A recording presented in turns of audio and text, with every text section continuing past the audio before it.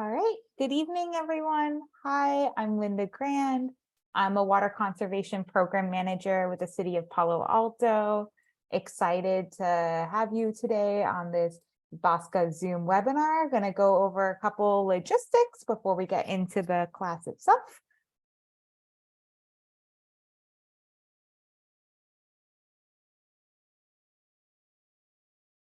I know we're all familiar with Zoom, but just gotta quickly go over this. As you can see, everyone is muted by default. During the talk, you can put your questions into the Q&A and Shelky will answer them at the end. You also, at the end of the talk, will have time for you to be able to raise your hand and we can unmute you so you can ask our instructor your question directly. This webinar is being recorded and will be made available on the Bosca website, and we'll be sending out that link as well. So Bosca represents 26 agencies that include cities, water districts, a water company, a university, and more that purchase water from the San Francisco Regional Water System. So Bosca provides water to 1.8 million people and over 40,000 businesses in Alameda, Santa Clara, and San Mateo counties. Bosca's goal is high quality water at a fair price. Outdoor water use represents the single largest opportunity for water conservation. This program is really focusing on encouraging water efficient plants and innovative technologies to help us continue to conserve water and ensure that future water supply conditions are met for our communities.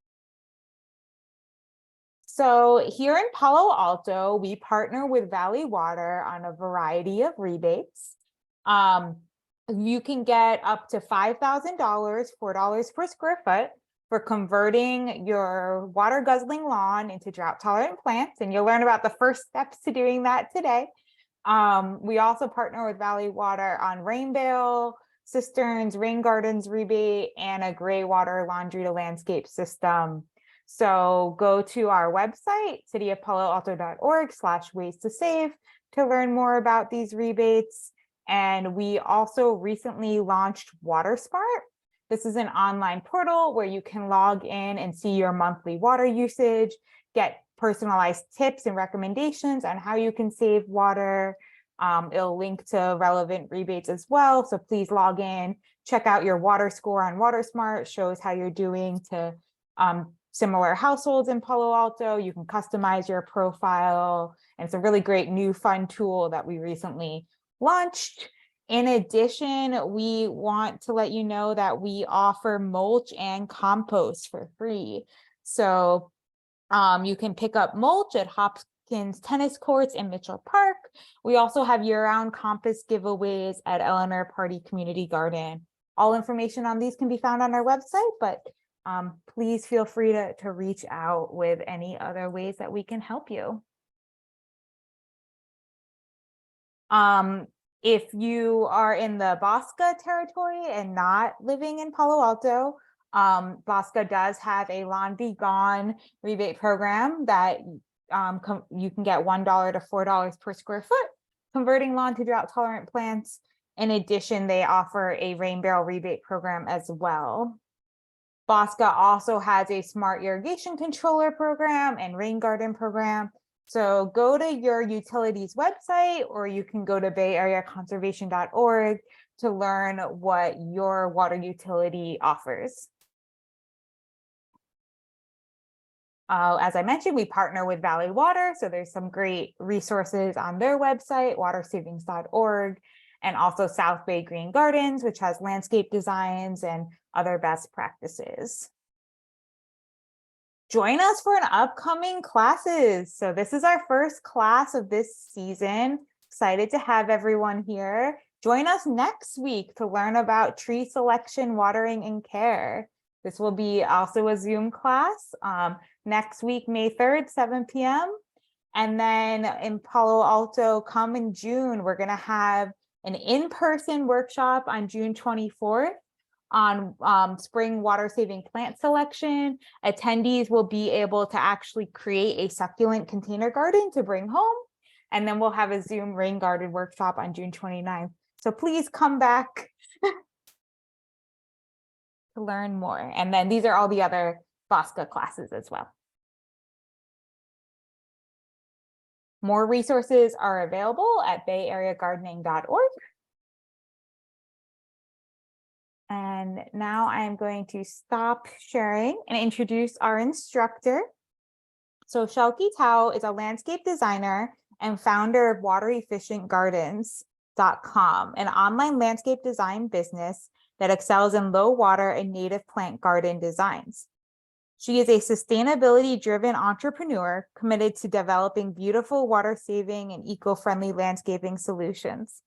Prior to Water Efficient Gardens, Shelky worked over 10 years in the high-tech industry in Silicon Valley. She received her Certificate of Achievement in Environmental Horticulture and Design from Foothill College and MBA from the Anderson School at UCLA. Shelky, I'll let you take it away. Thank you so much, Linda. Hello, everyone. Good evening. Thank you. I'm so glad to have the chance to talk to you about turf removal and garden transformation, a topic that it's very near and dear to my heart, something I'm very passionate about. Let me share my screen.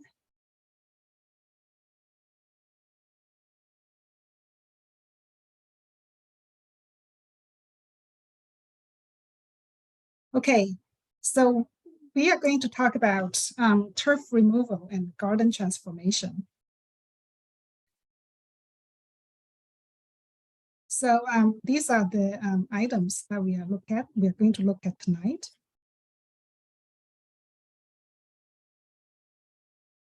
So yeah, we are going to briefly talk about what is this garden transformation, why should we do it, how can we do it, and I will also provide a list of resources to help us do it.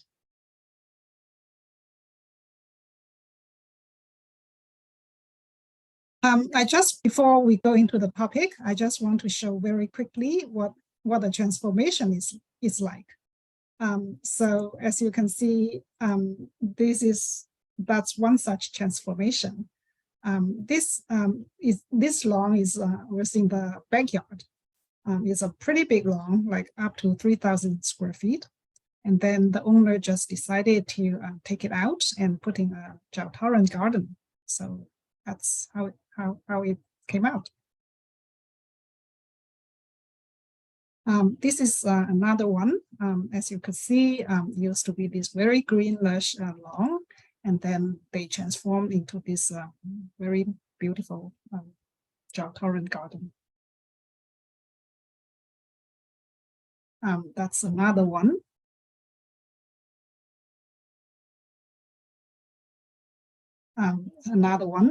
So the lawn here pretty much turned yellow. They stopped watering, but then in the project, we just removed all of that. We also take the chance to put in other landscaping work, so that you can see we remove the fence and put in the retaining wall. They also actually replace the concrete driveway with pavers, and we use mainly native plants in the garden. So you can see it's a very nice transformation. That's another one here too. Okay, so if you look at these projects, right? So what are some of the common traits for these projects? The first and foremost is that the plant is different. For turf, it's the turf grass, one plant most of the time. But for the native and Jautaran garden, it's the plants, not grass, but native plants. It's a monocolor for turf, but then many different bloom colors from the native plants.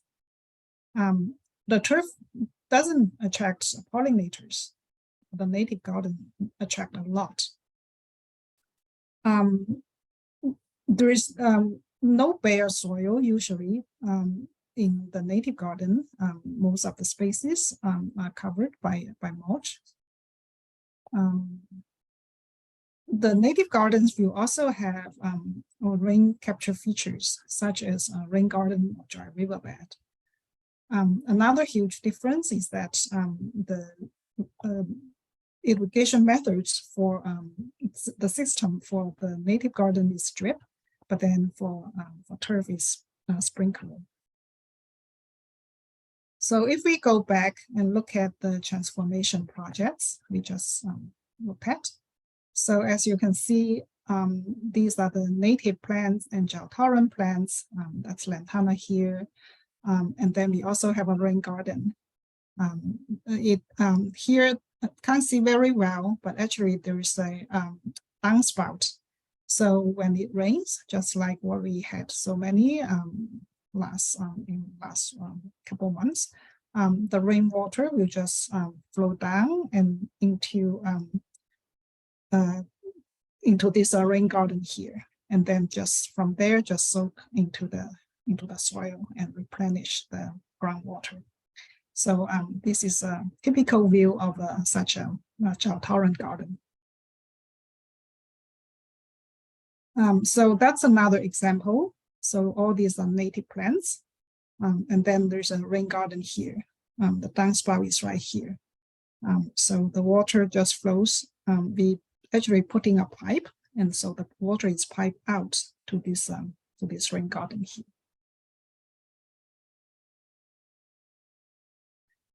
Same thing. All these are native plants. Instead of a rain garden, because this house does not have a gutter or a downspout, so we could not build a rain garden. But we still want to have some feature to capture the rainwater. So instead, we just put in the dry riverbed. It serves almost the same purpose, but then it also becomes this very interesting element in the garden and made the whole look pretty nice.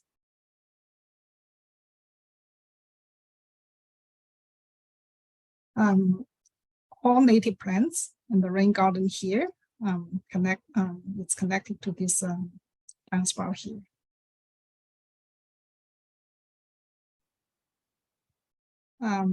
Native plants. This is agave, so it's a dry torrent plant. And then the dry riverbed here. Actually, there's a rain garden here. It's connected to, I think, to this. Oh, actually, to this downspout. We can't see from this photo, but actually, there's a rain garden on the left side. So hopefully, after you look at these photos, you get some idea how the garden looks like after the turf is removed, how they can become, what they can become. So after we look at those gardens, then we might ask, why should we do this? There are so many benefits. First and foremost, we can save so much water. In California, or pretty much national US, about half or even 60% of the water, residential water, is used on outdoor landscaping. So that's really a lot, right? Water, of course, is very essential to all of us. If we use it for food, for drink, bathe, that's totally understandable, right? But then if we are talking about using more than half of that on something like a lawn, in today's world, after many droughts that we experienced, that did not really make too much sense. So why do lawns use so much water? The reasons are twofold. First is that most of the turf grass, they are high water use plants. To keep them look green like that, on average, we need to give them like 1 to 1.5 inches of water every week. So if they could not get that much water from the rain, then we need to just water them using the irrigation water. So 1 to 1.5, then on a monthly basis, it's almost like 4 or 5 inches per month. The turf grass most of them are categorized as medium to high water use plants. So WUCOS, or water use classification of landscape species, it's the from UC Davis. It's the official guide for what kind of water use plants each of the plant is. So it's the go-to like guidebook to find out whether a plant is high water use or low water use. So they look at the ET, the evapotranspiration, and do the comparison. And based on that comparison, all the plants are categorized into these 4 categories, from very low to high. Most of the turf grasses are either high or moderate, so they just use quite a bit of water. The majority of the native plants are in low or very low. So for very low, they can totally just live on the rainwater from the nature without any additional water. And a lot of native plants are in this category.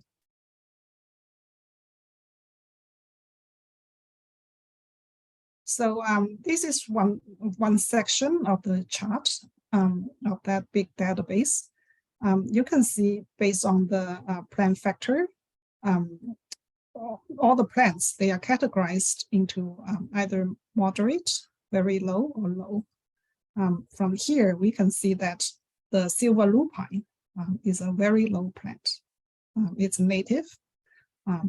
It's also a very low water use plant. So reason number 1 was that the turf grasses, they are high water use plants. Number 2 is that the rainwater from nature are just not enough for them. So they need irrigation water. So this is a precipitation chart for the city of Palo Alto. So as you can see, we get most of our rainfall from rainfalls in winter, from December to pretty much February and March. But then in summer, we almost did not get any. So it's this kind of like pattern. So if the turf grass needs about 4 to 5 inches of water every month, if you look at this chart, only about less than 3 months can meet that kind of demand.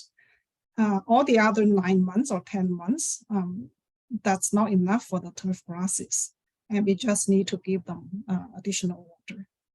So all this gap, it's why the water usage from outdoor for these lawns or turf grasses are so huge, because just look at all this gap here. Native plants, on the other hand, majority of them are low or very low water use plants. Look at this silver lupine.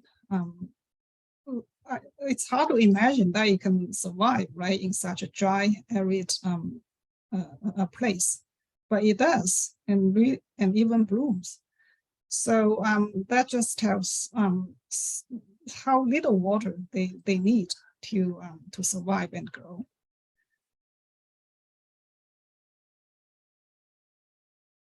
So another big reason is that they are adapted to California's the climate. And then when they receive the rainwater in winter and spring, then they will grow and then burst into blooms. But then goes into when it goes to summer and there's no rain, then they will just go into dormancy or semi-dormancy and stop the growth. And then until winter comes again, the rains come again, then they will burst into growth again. So they can totally, they only need all the rainwater for their needs. The natural rainwater is enough for their needs without any additional water. So that's why they can just stay below this curve and then still do very well.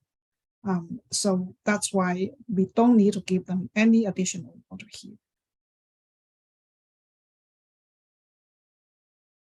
So this year we have the super bloom. That's one very vivid example how this works, right? So the mountain at normal times, they just, all those plants, they are either in dormancy or not there, right? But then once they get the rains, then they boom, just burst out everywhere and even bloom like this. So it just tells that how all these native plants can just need the natural rainwater. Yeah, that's another super bloom photo. And then another one.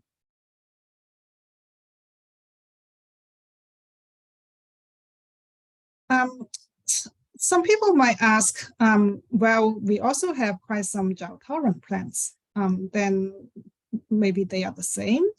Actually, they are not the same. In most cases, native plants use even less water than drought-tolerant plants. The reason is that if you look at this curve, so the drought-tolerant plants, they need less water, but they still need water. And because they are not local from our area, so in summer, they still need some water. They still have this gap that we need to provide the irrigation water for. This is, if you look at this line, that's for the turf grass. This is drought-tolerant plants. It's much better, but still, we still need to give water for this gap here during the summer seasons.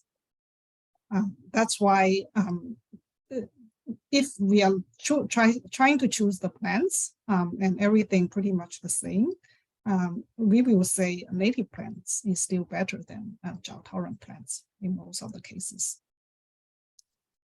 This is an example.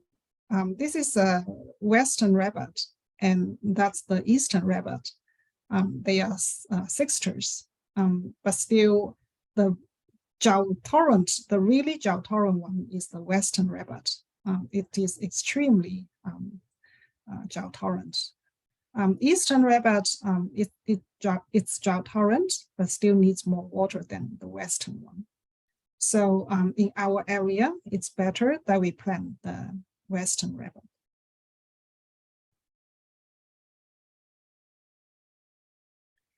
Here are some examples of extremely very low water use native plants.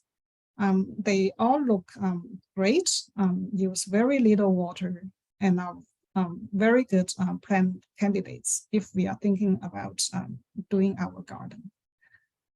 So the common manzanita, sagebrush, the Western rabbit that I just mentioned, the mahogany. Yeah. Another great thing is that, as you can see, they have these very different colors of the blooms. So they can definitely add the lot of colors and life to our garden. The coffee berry, the birds love the berries, so it's a very good pollinator plant. Actually, all these plants are great pollinator plants. They are native, and that's what most of the wildlife have been dependent on for these tens of thousands of years. So they have this coexisting relationship. So all these plants, like the birds, and they all support a very robust wildlife system.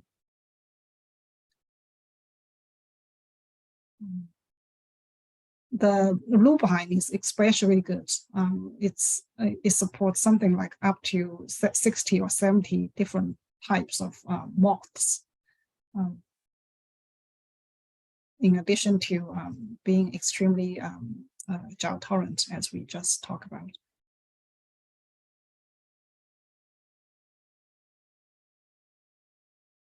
Yeah, so these are some of the very low water use, very low water native plants. Okay. On paper, right, we could understand why these native plants can save water, but do they really save water? Yes, the answer is these two projects. We have the water bills to compare before and after. So for this project, the water usage went down by 50%.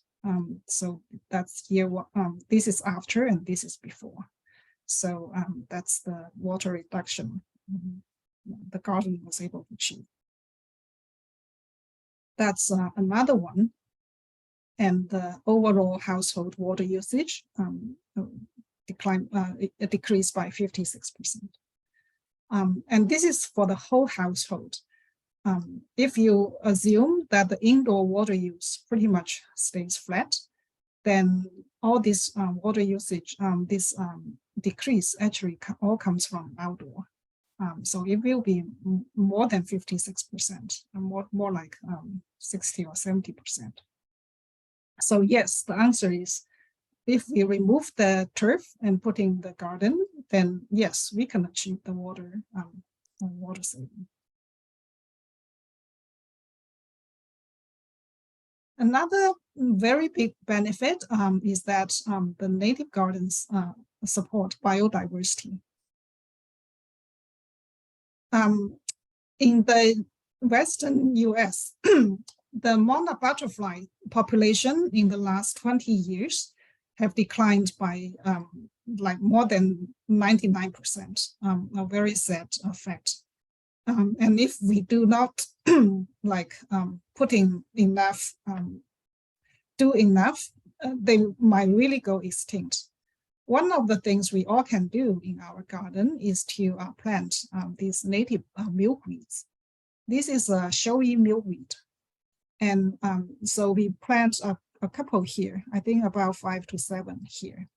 And then, as you can see, they do attract the monarch butterflies. And this is a close-up look. The homeowner was able to take the photo of. The monarch butterflies, they have very few host plants, meaning they can only lay the eggs on some native milkweeds. And the ones that you can buy usually from the nursery are only 2.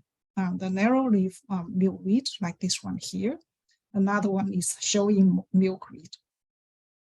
So to save the monarch butterflies, it's really important for us to try to plant a couple these native milkweeds in our gardens. And it can be done, as you can see. I have at least another 4 or 5 gardens where the homeowners all reported the sighting of the monarch butterflies.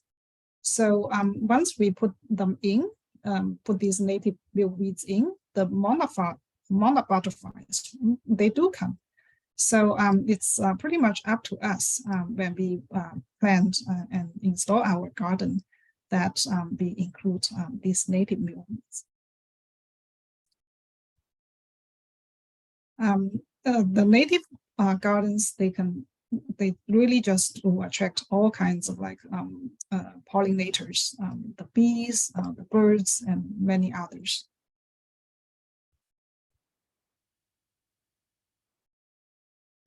Another benefit is that these gardens, if you have the feature, they can very effectively capture and reuse rainwater. So a rain garden is a shallow depression like this that's connected to a downspout. When it rains, the rainwater that falls on the roof will just flow down and into this rain garden here. Water these plants and then soak deep down into the soil. These plants will become a habitat for the wildlife, just like what we saw the monarch butterflies and these other plants. And then during the process, the water is purified before it goes back into the aquifer or the groundwater. The water might have quite some pollutants in this process, but after they go through the rain garden, those pollutants can be filtered out. So the water that goes back to the groundwater will be much cleaner than before this process. Rain gardens are very important for us because the groundwater have been very seriously depleted in the last 50, 60 years. In the drought, when we don't have enough water, surface water, we just go to the underground and just pump the water out. Some of that, the levels have declined so much that it might take like 50 years or more, or even more, maybe 100 years to bring them back to before the pumping. So a rain garden is one very effective way for us to get more water back to the soil, to the groundwater, so that we have a healthier water system.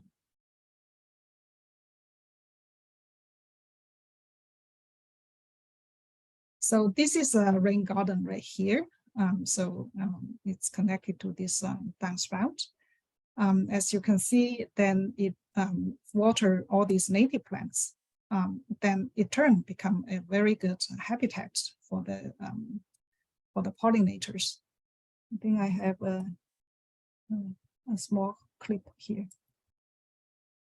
Yeah, you can see the native bee over there and here.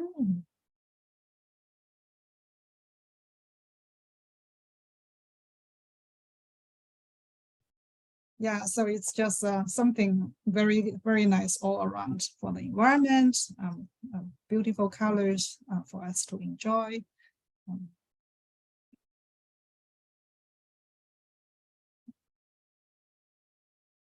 It can also help us combat climate change. We all know about the situation of climate change. We can say the good news is not that great. For the very important 1.5 degrees Celsius threshold, we are already 2/3 there. And by the current estimation, it's by year 2100, the sea level will rise by 1.4 meters.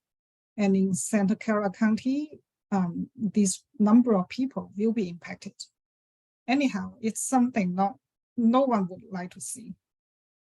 This is one of the scenario under the model projects. That's how San Francisco will be like when the sea level rise to that height.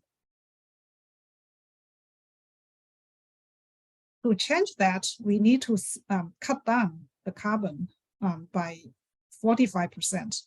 Right now, we are going on this trajectory. To bend it down and go like this, we need to really cut down the carbon. And one way to do that is to save water. Save water can also save energy. If you look at the state water project, so in California, we have this very extensive water network that bring water from places like from Sierra Nevada, the snowpack, to all the corners of the state. So one of the such network is the state water project. You can see that that's like it goes over these vast spans of the space, go over the mountains. The energy it takes to for it to be carried to all these corners is just huge.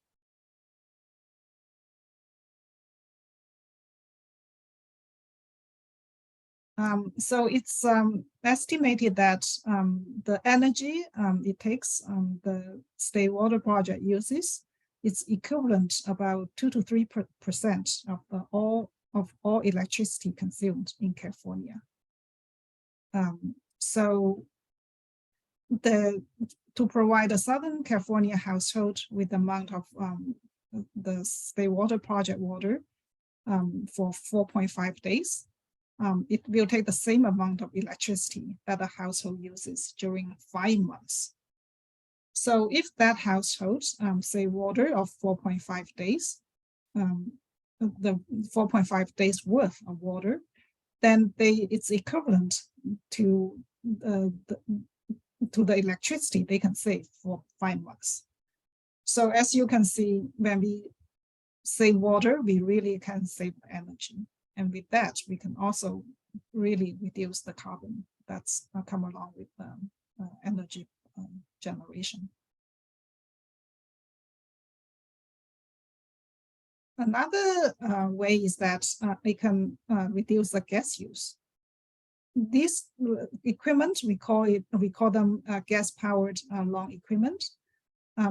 Every year, they add 17 million gallons. They consume 17 million gallons of gas and add 22 million tons of carbon to our atmosphere. When we remove the lawn, then of course we don't need this equipment anymore. That means we can remove 22 million tons of carbon from our air. So that's quite a significant amount of carbon we can remove.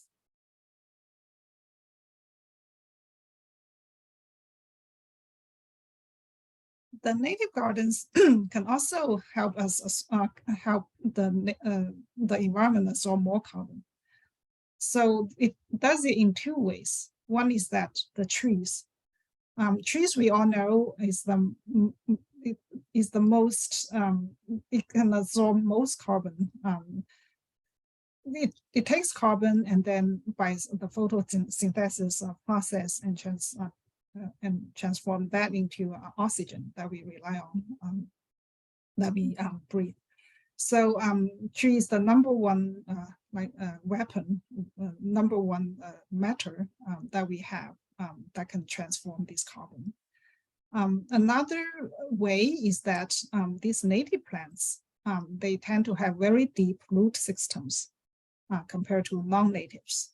So with these root systems, they can really improve the soil structure, create all this room so that the soil can absorb more carbon. Soil actually absorbs so much carbon. So if we want to reduce the carbon in air, how to improve the capacity of the soil actually is very important, something that we can rely on to reduce the carbon in the air. And have more native plants is one way to achieve that. There are other very big benefits for these kind of landscapes, like it can add curb appeal, and it can also boost the mental health for everyone. Not only for the homeowners, but also for people in the community. Everyone would like to walk in a very nice, full of trees, full of flowers kind of environment. So our gardens really can play a very big role in our daily life.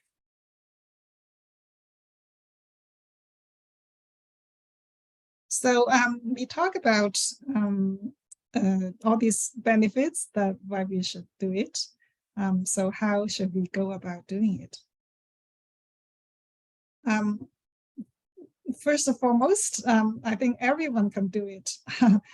Sometimes landscaping project might sound a little bit daunting, right? It's like, oh, where should I start? What plants should I choose? I think the good news is that there are lots of help out there. The first, there's this rebate program that Linda just introduced. In Palo Alto, currently it's $3 per square feet. So if you have a lawn of about 1,000 square feet, then after the project is completed, you can receive a $3,000 check. Correction of Palo Alto, it's $4 and you can get Oh, up to wow, $5,000. Oh, wow, even better. Then I think Palo Alto joins. I only know about 2 other cities who's at which is at $4 per square feet. The other 2 cities are Milpitas and Santa Clara. So yay. So even better, definitely something to consider. You also will have help for design, I know the designer community like us, a lot of us are very passionate about this, and we have our expertise in designing native gardens, and would love to help homeowners like you to develop, design a native garden. There are also contractors out there who have been doing these kind of gardens, and they can be a big help.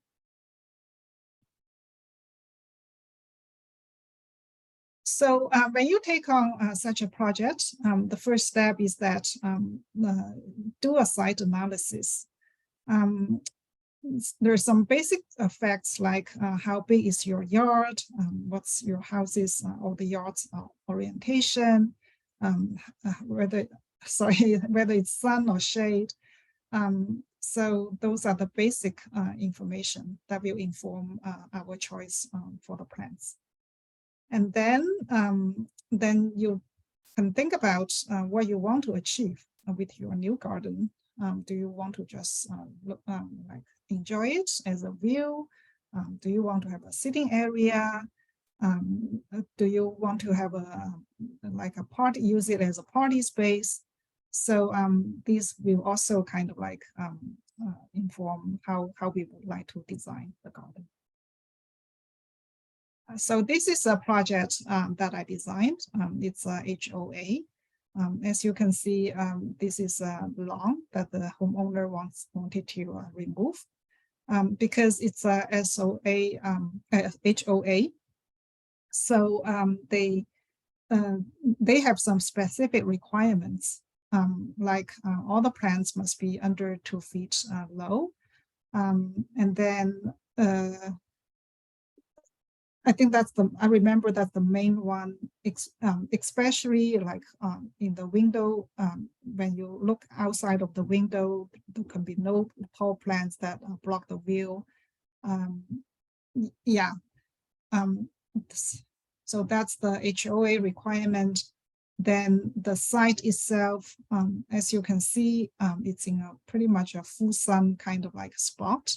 But then here, under this tall olive tree, you will have the shade, some shady area. So when we choose plants, we need to pick both types of plants, the ones that can take full sun and the ones that can take some shade.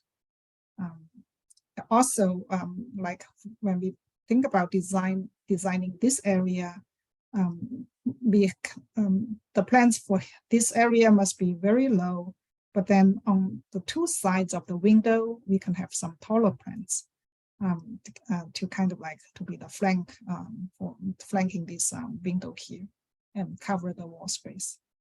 So that's some basic analysis that you can do when you start thinking about such a project.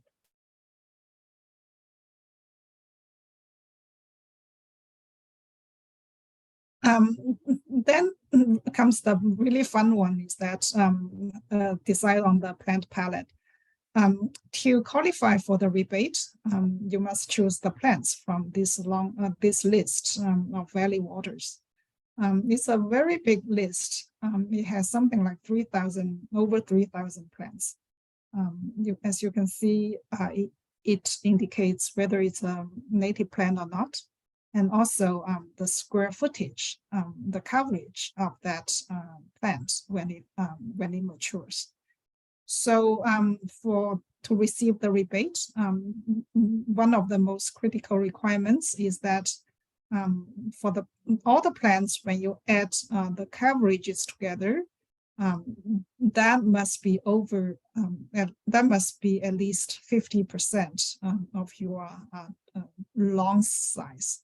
So for example, if you have a lawn of 1,000 square feet, then all the plants that you put in the garden, when you add all these coverages together, they must be at least 500 square feet. The more the merrier, but then you cannot be lower than 500 square feet. So that's also another consideration when we choose the plants.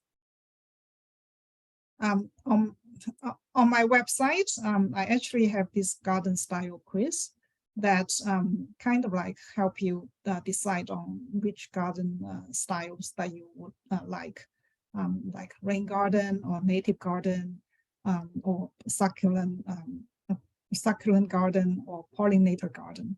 And then for each of the garden styles, there are corresponding plants for that garden style, so that you can also pick and see which plants actually that you like. Another consideration for the garden design is that whether you would like to just have softscaping, meaning plants only, or you also want to have hardscapes like the pavers. One thing, this is also another requirement of the rebate program, is that all the surfaces must be permeable. The surface like concrete, that's not allowed. Also, the artificial turf is also not allowed because that's not permeable. But pavers are encouraged because it's permeable, and from a design perspective, it looks very nice. Looks nice. Has a lot of colors and patterns that you can choose from, and it's actually more durable than concrete. A concrete driveway may last 10, 15 years than if you have cracks, and it's very hard to repair that. But the pavers usually is more durable than that. And when you do have like area that you need to repair, you can just focus on that area without needing to taking out the whole paver space.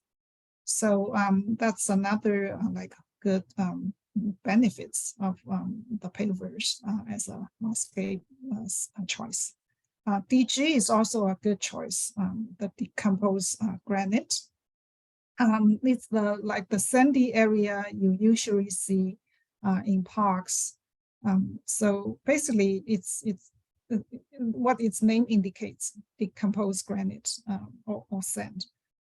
That's permeable, relatively cost-effective, and another great choice instead of concrete. So that's the how I did the design. So I just put together this 3D base map, and then put the plants in the design. So this shows part of the plan list that goes along with the design. So this is I remember is all native plants, or almost all native plants are garden. So designed 2 carpinteria or bush anemone by each side of the window, and then the sofa buckwheat, the yellow ones, as the lower plant. We also have other native plants, the rosy buckwheat and the penstemon, and some others that fill out the space.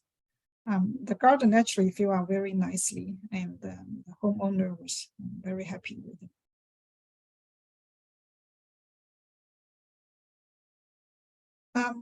when it comes to installation, there are two ways to go about. One, that's the one we most know about, is to hire a contractor. But actually, I would like to call out that DIY is a very feasible option, actually, with some help from designers like us. So this is a DIY project. So the homeowner totally just did this by himself. So first, after the design was completed, first I help him by outlining the rain garden.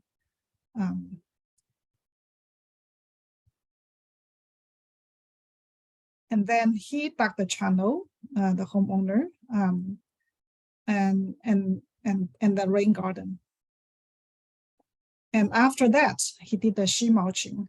He just went to a local bicycle store and asked them to give him all the cardboard boxes that they no longer needed.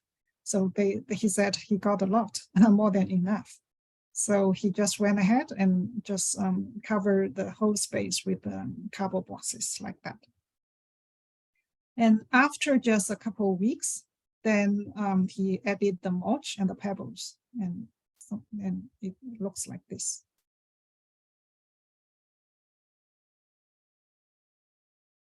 And then I ordered the plants for him, and then went out to the site and placed the plants like that. And then he just dug holes for all the plants and then planted all of them like that. And then after that's done, he just installed the drip irrigation and the new controller.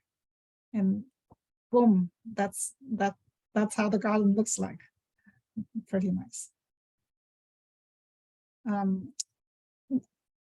Right now, Valley Water also has this controller rebate. So if you replace your old controller with a smart controller, like this one here, that expense actually will be covered by the rebate.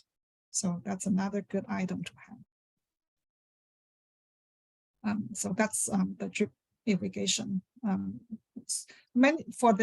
If it's a turf beforehand, then you just utilize the old system, and then from the water pipe, then do this spaghetti pipe for every plant, and that's it.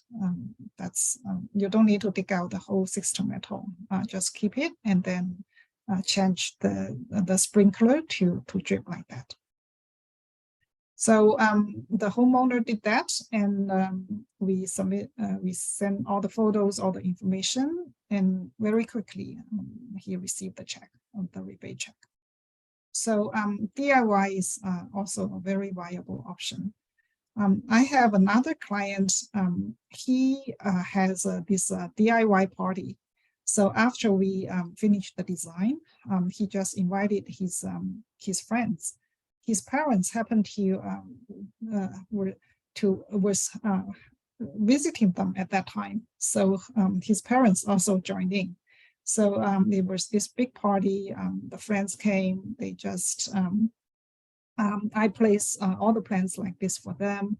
So they just worked like a couple hours on a Saturday morning and pretty much finished everything. And they also got the rebate afterwards. And the garden came out to be very nicely. He really enjoyed it. I saw him. He had all these IG posts, Instagram posts, and I could see that the garden really brought him a lot of joy. And many times he had all these comments like, "Oh, such a nice garden! Oh, how nice it came out!" So yeah, DIY can be a very good way to how to say, have this kind, almost like a group project, in that everyone can share the work and also share the joy.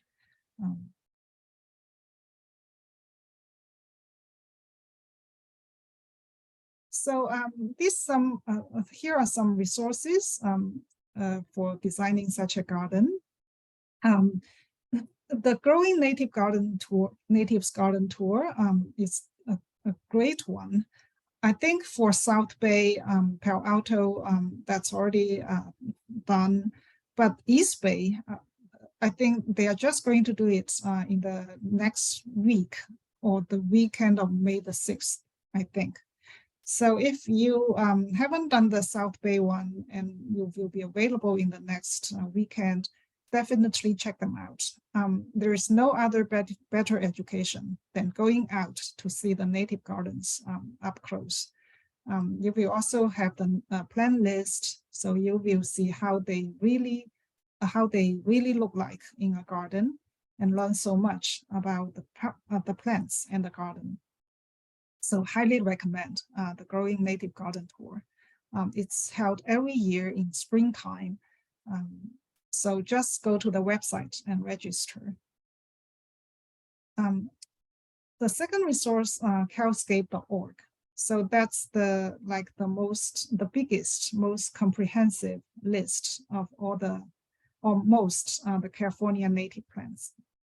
It has all this information about most of the native plants we ever need to use in the garden design, like how it is like, the height, the width, what kind of soil type, what kind of water needs, how you can use it. Is that a focal point tree plant, or is it good for the hedge, good for the slope? It has all this information to guide you. So definitely a very good website to check out for native plants. Doug Tallamy, we can call him a native plant guru. So he gave quite some talks. The Nature's Best Hope is a really good one. If you haven't heard it, I will really recommend that you just go to YouTube and search for it. After you listen to it, you will really feel like, oh, it's not like I can just put any plants in my garden. It should be a native plant. It should be native plants. It really makes a huge difference for our environment, for the biodiversity. He talks about, he used his own experience. He has a big estate, I think his house sits on this acres of land, something like that. And he has many trees. And then from there, he made a lot of observations of the birds that hatch and grow in those trees. And he just makes such a compelling case that's why we should plant native plants and trees in our gardens. San Francisco Botanical Garden and UC Berkeley Botanical Garden are two good native gardens to go just see and learn about the native plants. So if you have a chance and visit the city or UC Berkeley, I will recommend you go take a look there too. That's also a good source to learn about native plants. Okay, so yeah, happy to take your questions. I'm always happy to hear the questions from you. Here's my contact information. If you would like to design a garden or have questions about native plants, feel free to reach out to me. And I would love to talk with you and see how I can help. Thanks so much, Shelky. We do have some questions. Okay. So first of all, we have a question about rain gardens. Mm-hmm. So looking kind of at the 6 months of the year when we have no rain, how do rain gardens survive without receiving that rain? Do the plants die and come back, or do they go into that dormancy? So one thing I want to point out is that we still will do irrigation for all the plants in the rain garden. So so yes, totally. So that they can still survive and grow all year round. It's only that when it rains, especially then if it's a smart controller, then it will you can tell that it just rained. So the scheduled watering will be stopped, and then the plants in the rain garden, along with other plants, can just use the rainwater. So I just want to mention that and make sure that it's not that we don't install any irrigation for the plants in the rain garden. We do, and they receive the watering just like all the other plants. It's just that it's a good way for the rainwater to flow down into the ground when during the rain time. Great. Can you talk a little more about sheet mulching and basically the first step of getting rid of your lawn in a healthy way without using any chemicals? Yeah, so just as simple as that. Just get a lot of cardboard boxes. Choose the best ones are the ones without any ink, without any because those inks are chemicals. So we don't want that to go into the soil. Choose clean ones like that, and just cover every inch. No space left. And then after you cover, just water it. Water it thoroughly, and then just after that cover with mulch and let it sit for about it can be anywhere from couple weeks to couple months. So if we do it in springtime, then actually the rain can do that magic for us. So the process actually can be even easier. But yeah, that's it. There's no like big magic. You just need to gather enough cardboard boxes and just cover the whole lawn for enough time. I see another question. I think just to clarify that you don't have to use any shovels or pesticides. Literally, it's putting out cardboard with layers of mulch, and that's how you kill off the grass. And yes, is there a number of layers that you do, or is there any other details on that you can provide? I think actually, if not Valley Water, there are actually very detailed guides for how to do sheet mulching. I almost think Bosca's website has one.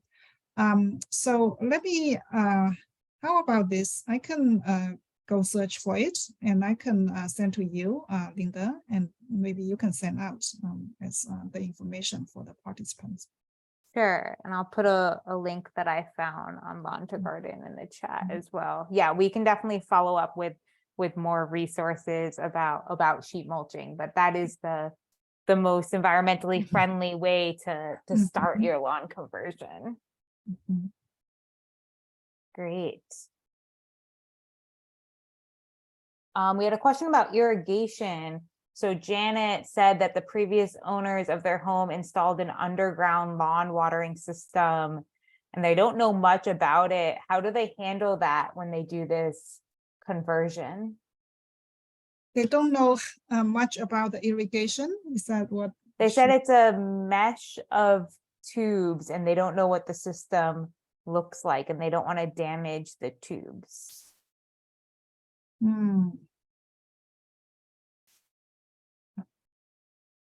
Well, I think without knowing too much details,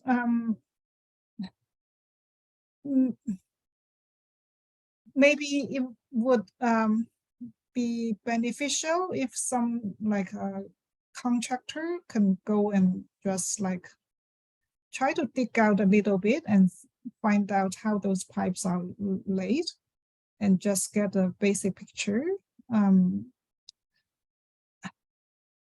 And also try to kind of like use the controller and find out the water zones, like which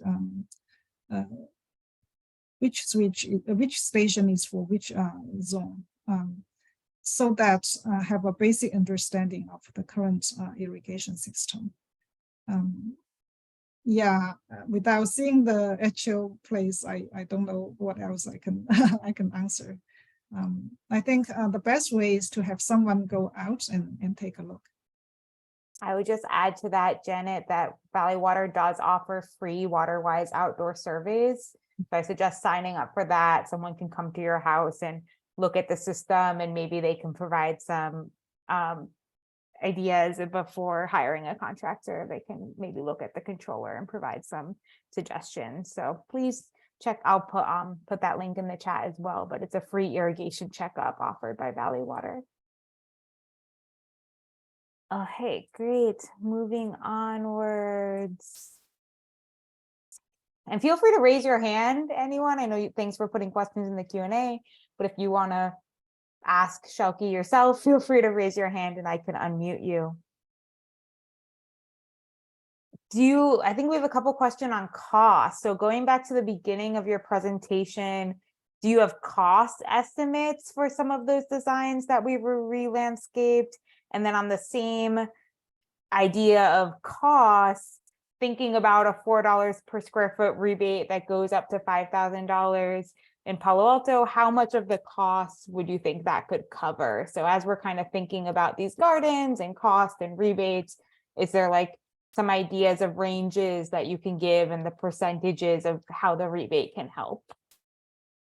Yeah, so that really varies a lot, but as a very rough guideline, I will say currently it can run anywhere from $6, actually no, about everything together, design plans, installation, can be anywhere from $7 or $8 per square feet to 11, 12, or even 15. Especially when you have a lot of pavers or hardscaping done. So a typical front yard project can cost you anywhere from, I don't know, $5,000 to $10,000. And backyard, it really varies based on what you would want in the yard. So if you a typical project, say it costs $7,000, and you get, let's say you get $3,000 or $4,000 back from the rebate.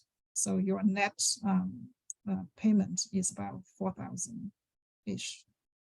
Again, it's a very high level kind of like guideline.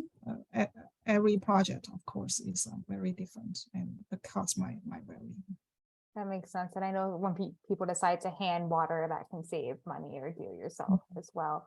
TJ, did you have your hand up? I can allow you to talk if you want to raise your hand again. Okay. 1 second.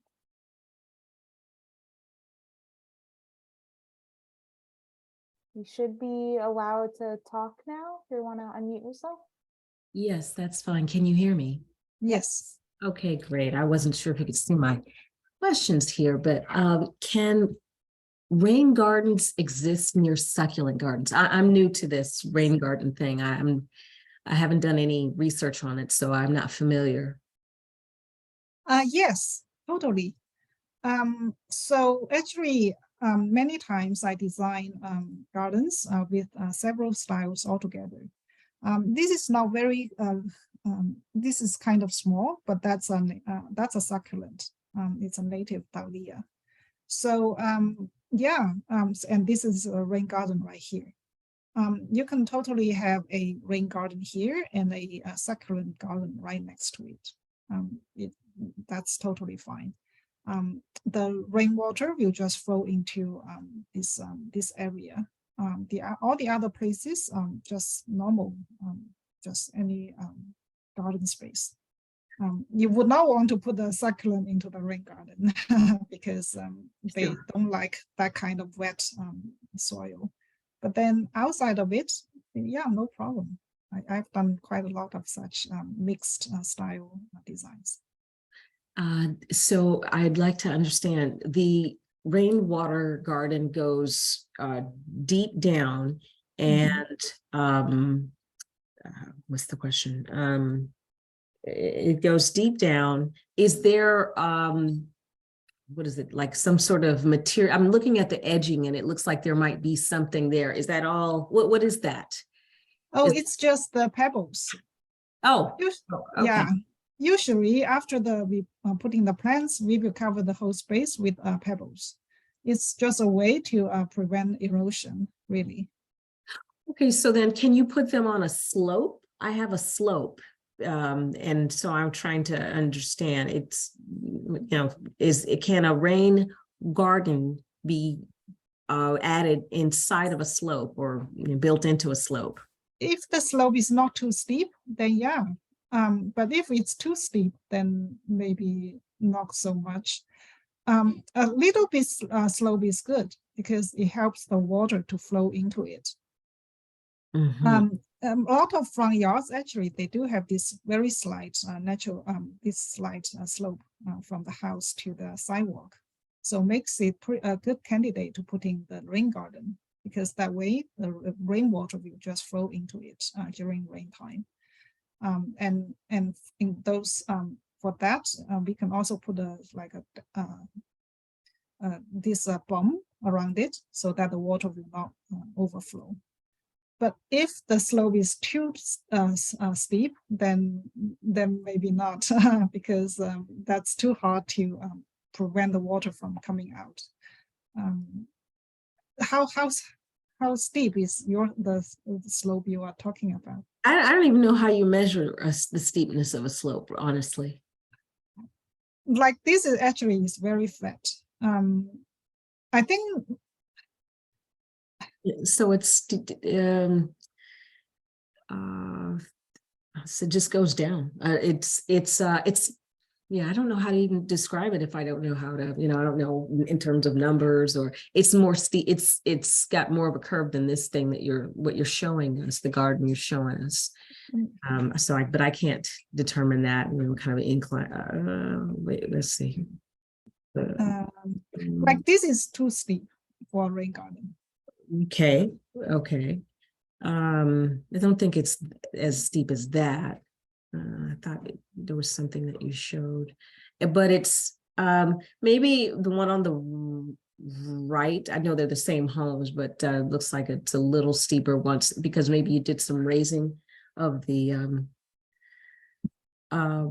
beds. Yeah. So you created a slope. Maybe, I don't know if you did some mounding or something like that. So actually, this is a good example. Like here, that's a good spot because it's relatively flat. But here, it's not as good because it's a little bit too steep. Okay. Yeah, mine is more like that lower part that you just showed. In fact, I know it's, I mean, just based on what I can tell in here in this picture, it's more than likely steeper than that. Just looking at it, but I'm just trying to determine if this is a possibility. Like what I know is this: there's the space between my neighbor's home and my home, and I grow succulents, and I've used rocks, the small rocks. I do a mounding thing with soil and rocks, and that's been okay. But now I noticed that some of my rocks have washed away. And so I'm looking for an alternative in those between those two. And I thought, maybe that could work. Because you determine how hot, I guess I don't know. Maybe it's just something to look at and contemplate. Yeah, definitely. Maybe you guys can follow up a little more offline. I do want to allow some more questions. So TJ, feel free to stay on. I know Shelky is willing to answer questions, but I do want to get to a couple others if that's okay. Absolutely. Thank you. Great. I do see we have one more hand, which I'm going to unmute in just 1 second. I do see, Shelky, a couple more questions in the chat on sheet mulching. So Jean is asking, does sheet mulching work on Bermuda grass? They've heard that might not be as good of an option. And then Becky is asking, what if your lawn has been taken over by vigorous weeds? Can you do sheet mulching in that? Yes, the answer is yes. Yeah, sheet mulching basically is like this big cover that block out the sun, so the grass will be killed off that way. So any grass will be killed off because there's no more sunlight. Especially if you do it over like 2 or 3 months of time. And also because the cardboards, after they dissolve, those are organic matter, so it adds to the nutrients of the soil. So it's just a natural way and kind of like a beneficial way to kill off the grass. And it'll work on Bermuda grass as well. I think so. I know quite a few of my clients. They do it that way. I never heard that it did not work on some type of grass. I haven't heard that. I think if you want to be sure, just maybe instead of one layer, you put multiple layers. That way, definitely, if you kill them off. Great. I did see that we have another hand raised. I don't see it any. Myung Young, do you want to raise your hand again? I can allow you to talk.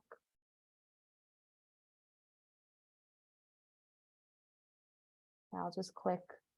Oh, you're allowed to talk. So if you want to unmute, feel free to ask your question. Anyone else, feel free to raise your hand. Sorry, and thank you, Shalki, for staying over. We have a couple more questions in the chat, but once again, please raise your hand and I'll unmute you. Jean, okay, I will allow you to talk. Jean, where did you go? I was going to ask you about the dry riverbed or water, rainwater garden. After you set it up, digging underground, and then we're supposed to reserve the water, right? But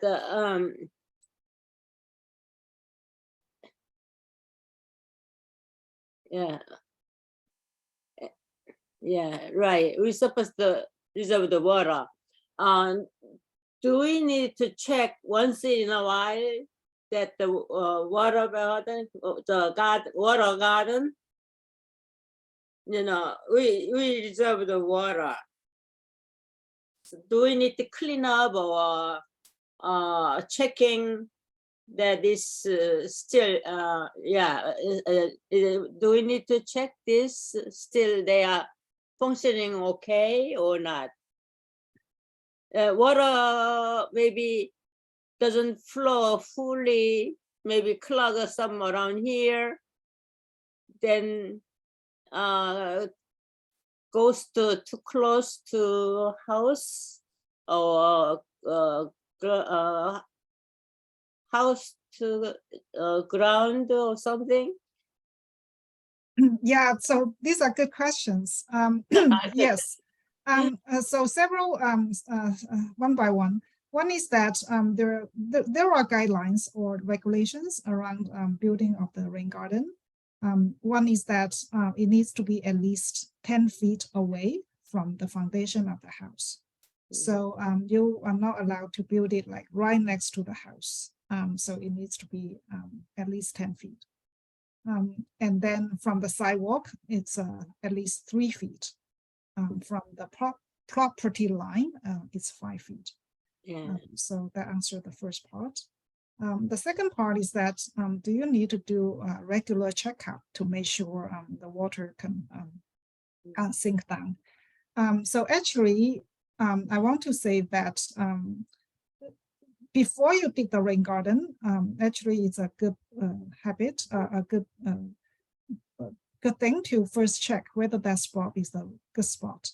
The way you do that is that you can like dig a hole about like 1 foot deep, and then fill in the water. And if the water can sink down pretty much by within an hour, then that spot is okay. You can build a rain garden in it in that space. But if not, that means the water cannot go down quickly enough, so maybe not as good. So so before you do it, you actually check it first.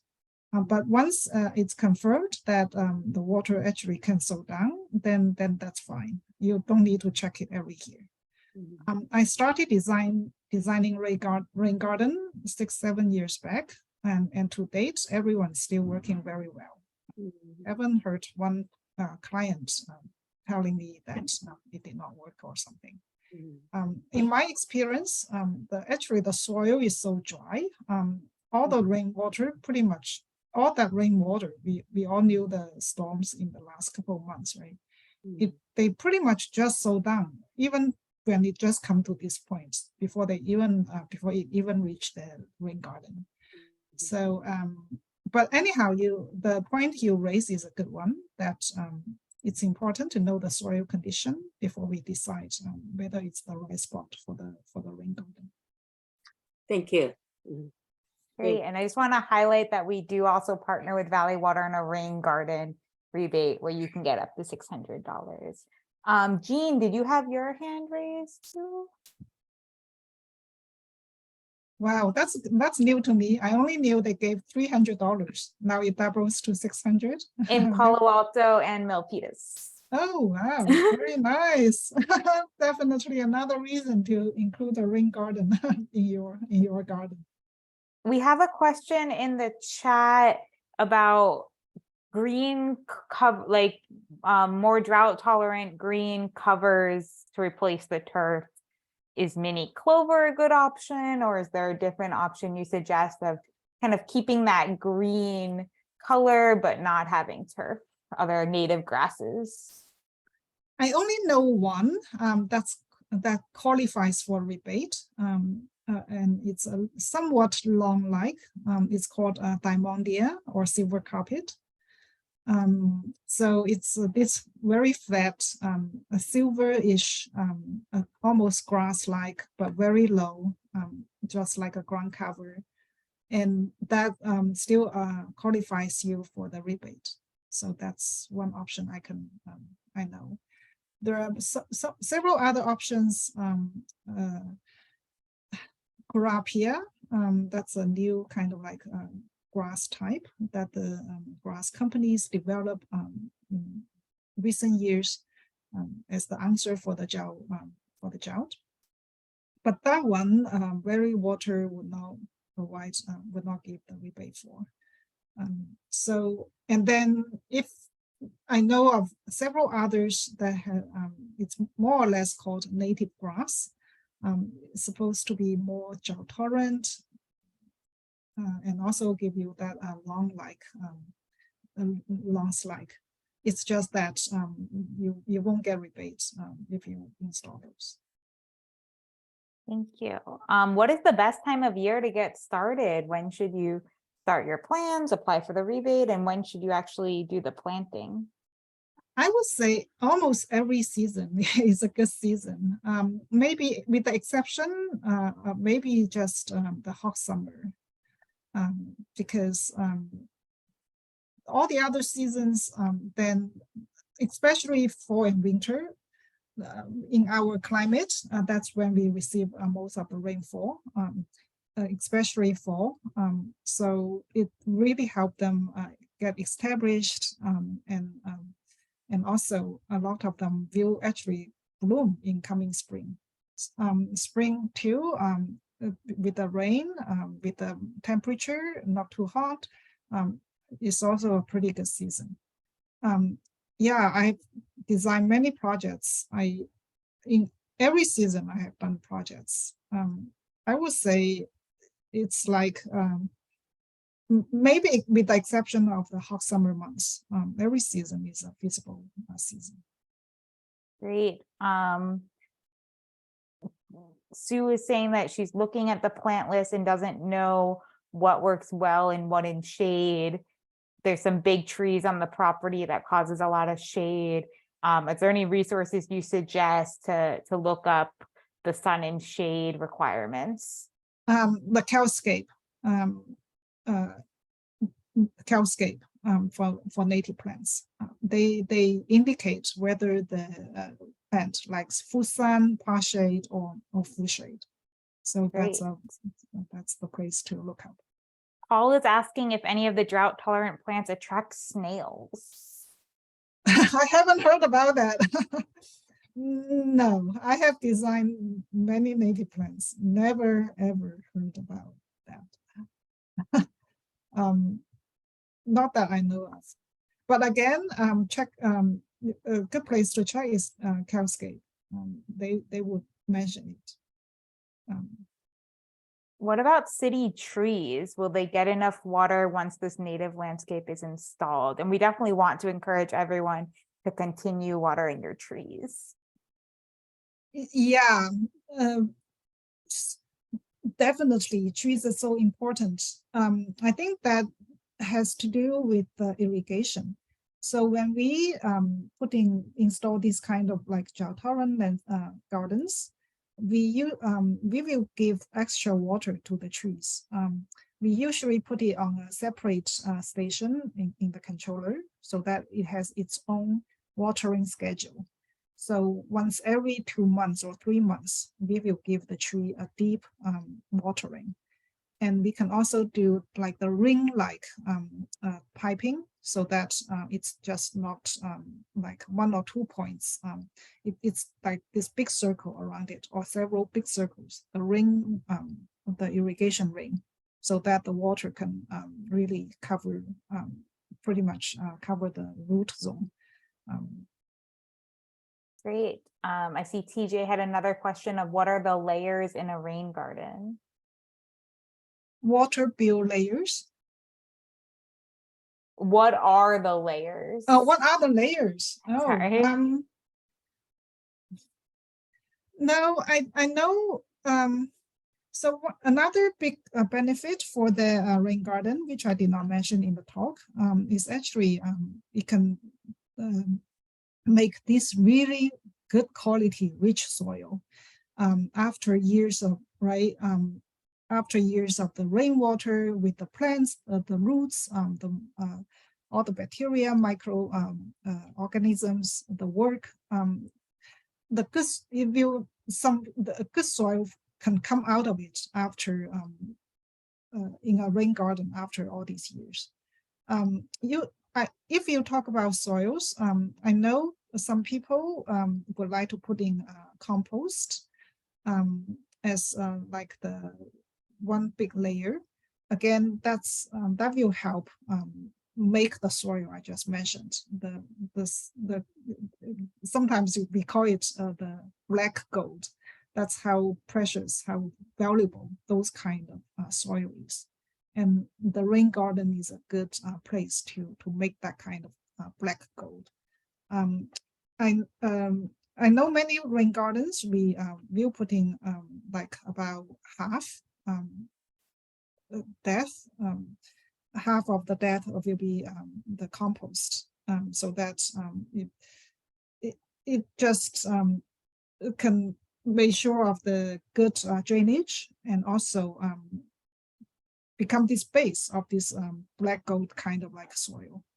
And then the other half you can just cover with the normal, the original soil. In some places where the drainage is might be a problem, you might adding some coarse sand or sand materials so that the drainage can be improved a little bit. Great, and please come back with rain garden questions on June 29th for the rain garden Zoom workshop. I don't see any more questions in the queue. We will feel free to raise your hand to ask any. We'll stay around for a couple more minutes.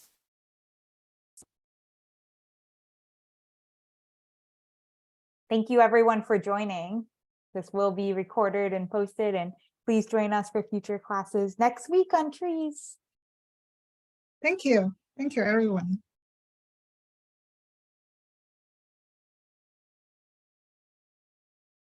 I don't see anything. So thanks so much, Shelky. Thanks everyone for joining. Have a good night.